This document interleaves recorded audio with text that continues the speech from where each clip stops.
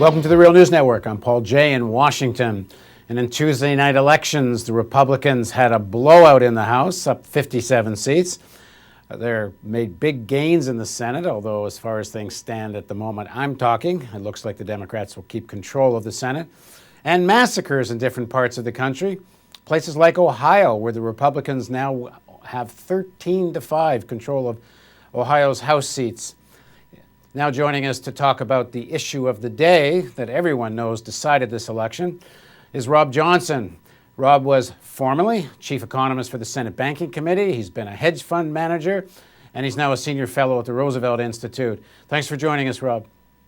My pleasure. So it was all about jobs and the economy, and people made a choice. How do you account for what went on Tuesday night? I think it's what you might call standard political business cycle theory. When unemployment is very high, when people don't have a sense that we'll come back anytime soon, they're going to look at the despair and register it at the voting booth. I think it's no mystery. When you look at Pennsylvania, when you look at Ohio, these places have just been in pain, and too much pain for far too long, and it was reflected in the results tonight.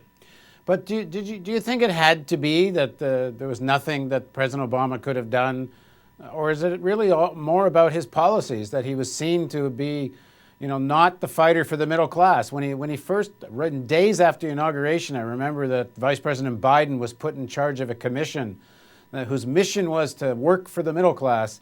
I never heard of that commission again, and certainly he didn't come into this election looking like the man who fought for the middle class. Now, I think you must admit that he was dealt a very bad hand at the outset. After 8 years of Bush and Cheney, people asked for great change.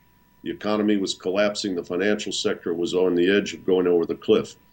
But to refer to your question, the stimulus programs were not well designed in terms of composition. There was nothing tangible or long-term that resulted from the stimulus where people could look up and say, that's new. I see that bridge. My life is different. It's getting better. Secondly, the stimulus program wasn't big enough and didn't last long enough so that essentially the economy started to decelerate and stagnate right into the election, and that's a recipe for disaster. Now you would have thought that in this kind of situation, the bad guys would have been Wall Street. But when you hear the kind of things people are saying that are supporting the Tea Party, and many of the Republican candidates, it's all about government and essentially letting Wall Street off the hook, which is really hard to compute given that there was so much anger about the kind of size of the bonuses executives were getting.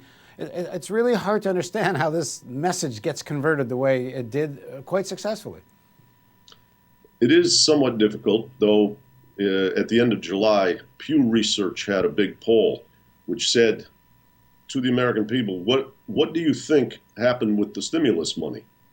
They said in that poll result, large corporations, powerful people, and large financial institutions benefited.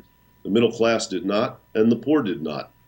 And when you looked at the kind of context of these surveys, what people in essence were saying is, I would rather shut off government if it will only back the rich and powerful than put a tax burden on my future or my children's future, because the benefits in this broken political system do not transmit to the people in need. And I think in that context, it's not so much left or right, Republican or Democrat, it's incumbents are out, challengers are in. Now, President Obama gathered around him a pretty old guard Wall Street team of advisors. Does he not have to make some radical rupture with that team? And if he called you tomorrow morning and say, Rob, what should I do? What would you tell him?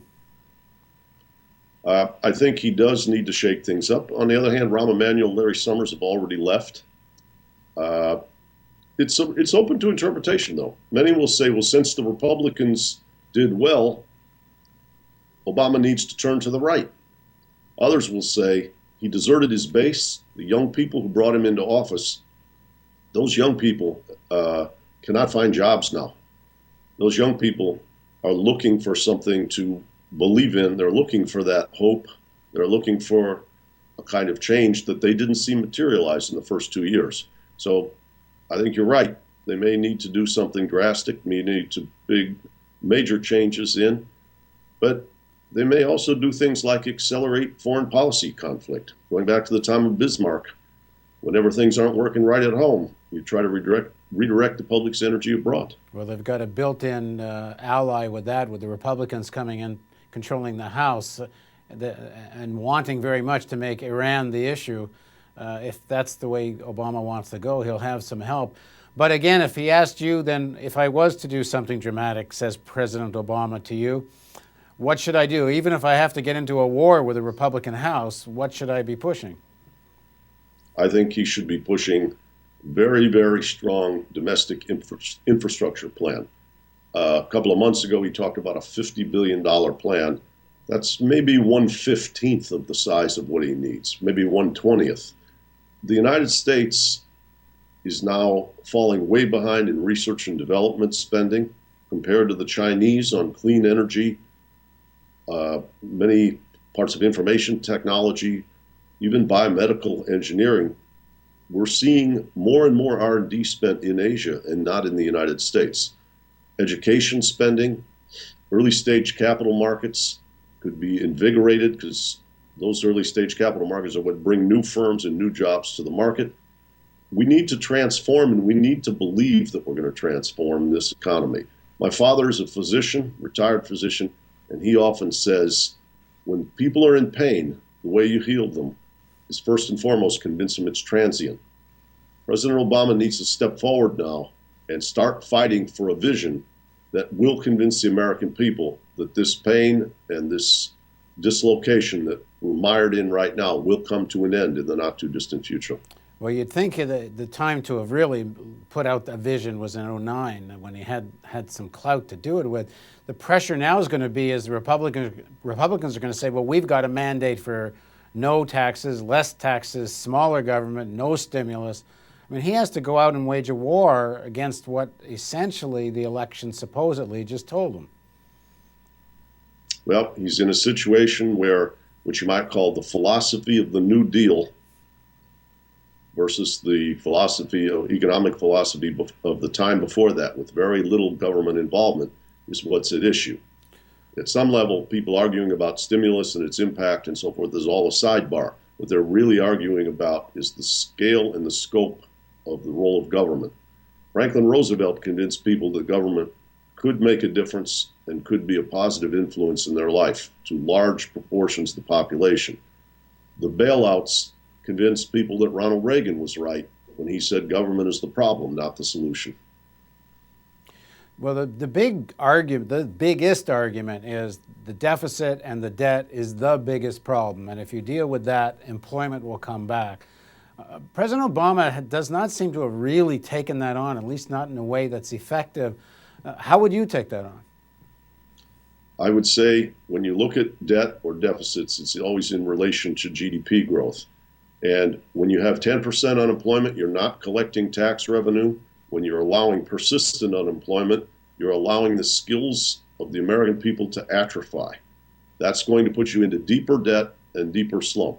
You have to start a process of growing your way out and transforming the economy to again attract private investment and perhaps engage in some kind of readjustment. I'd say pretty substantial readjustment of the U.S. exchange rate vis-a-vis Asia. Right now, when you look at the campaign ads in Ohio, the demonization of China, which at some level is quite unfair, is getting traction. The U.S. economy is struggling, and the Chinese are doing very, very well.